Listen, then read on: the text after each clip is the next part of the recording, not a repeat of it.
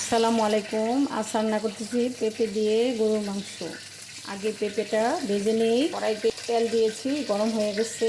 পেঁপে দিয়ে দিলাম, লবণ, হলুদ। ভাজা হয়ে গেছে, নামিয়ে ফেলবো। দিয়ে দিব এলাচি, দারচিনি, তেজপাতা দিব, জিরা, আদা, হলুদ, মরিচ, ধনিয়া দিয়ে দিলাম, লবণ। হলুদের পরিমাণটা কম দিয়েছি।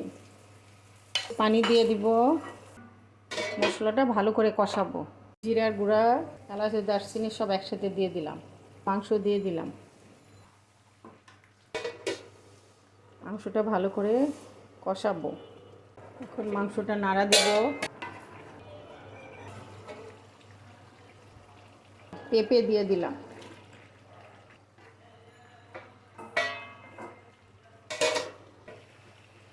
গরুর মাংসের সঙ্গে পেঁপেটা দিলে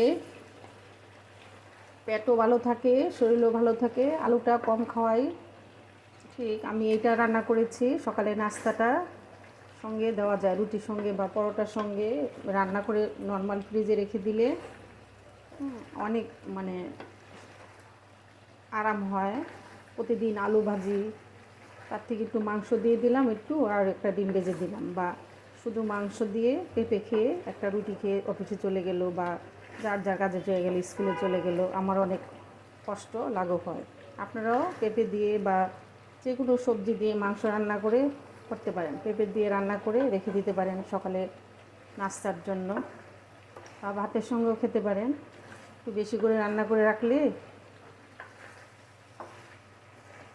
কয়েকদিন সকালে নাস্তাটা সঙ্গে একটা ভাজি না দিয়ে এটা রান্না করে খেতে পারেন। পেঁপে দিয়ে গরুর মাংস একটু ঝুলঝুল করবেন, সবাই পছন্দ করবে। একবার রান্না করে দেখবেন যে কত মজা পেঁপে দিয়ে গরুর মাংস। পেঁপেটা একটু আগে একটু ভেজে নেবেন, তাইলে মাংস রান্নাটা, পেঁপেটা খেতে খুব মজা লাগে।